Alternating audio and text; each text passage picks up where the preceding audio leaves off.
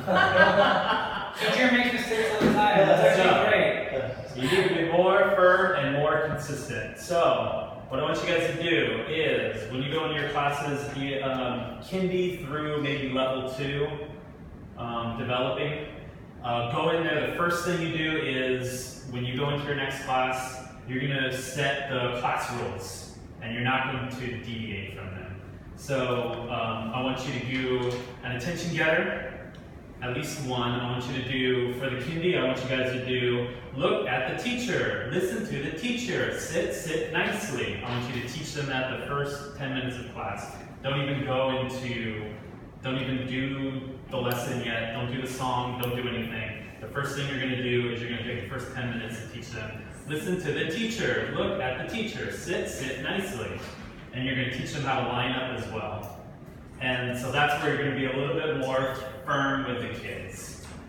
You need to be consistent too. So if you tell the kids to line up, you're like, okay, kids, line up. And then they line up, and some are lining up over here, and some don't care, and some aren't. Don't start the activity, don't do the game until they line up. And every time. Because if sometimes it's important to line up, and sometimes it's not, then it's never important. If sometimes it's important to sit in a circle, and sometimes it's not, then it's never important. So be very consistent. If it's important to line up, then do it.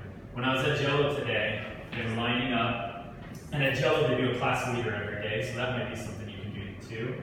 Class leader every day, the class leader was in the front of the line, they need to go back to their classroom after getting some water. One of the kids wanders off and wants to be the leader, and he's in front of the line like this, and the teacher wouldn't take him back to class until he got it.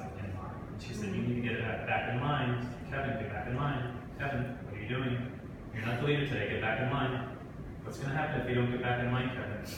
Kevin, do it.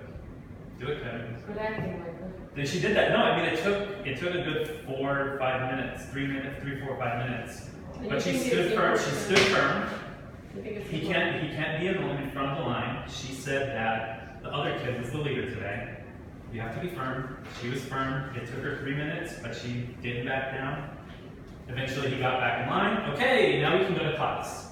So I need you guys to be a little bit more firm and a little bit more consistent with the kids about what the expectations are. And then there's one more thing, since I don't have much time.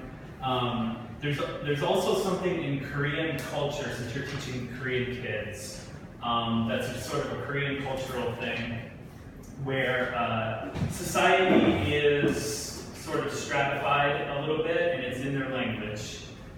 And you correct me if I'm saying anything wrong here, because you're Korean. It's in their language of speaking.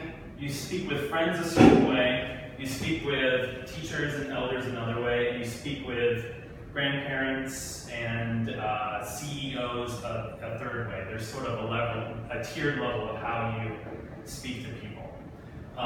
In Korean.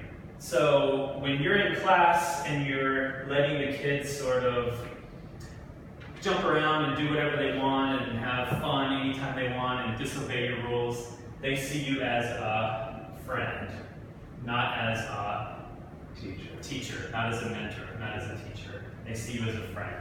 And in Korean culture, that's not going to be a good thing, because friends, you don't have to listen to friends. You don't have to speak to them respectfully. You don't have to listen to them because you're a friend.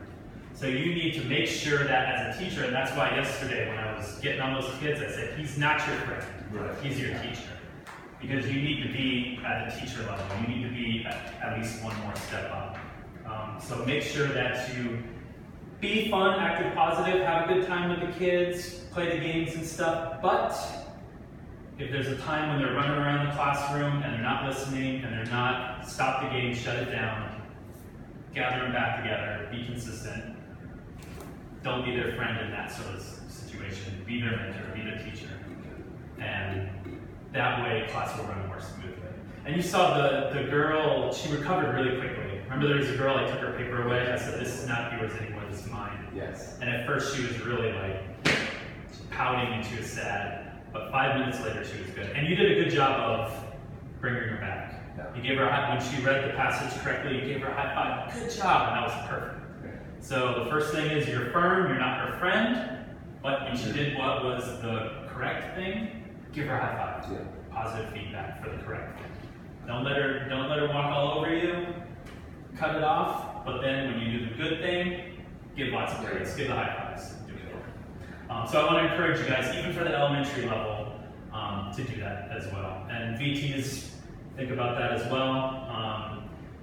Don't use, and for you guys, the foreigners, don't always use the VTs as a crutch, thinking they're going to handle discipline and I'm going to handle the lesson. Also, you guys need to be the teacher because you're the head teacher and they need to respect you at this level. If the VT is here and you're here in Korean culture, you're lower than the VT, they're not going to listen to you.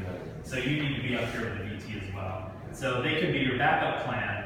They can take a child aside if you need them, but the first line of defense is you. So those are my management tips. Anything I should add or?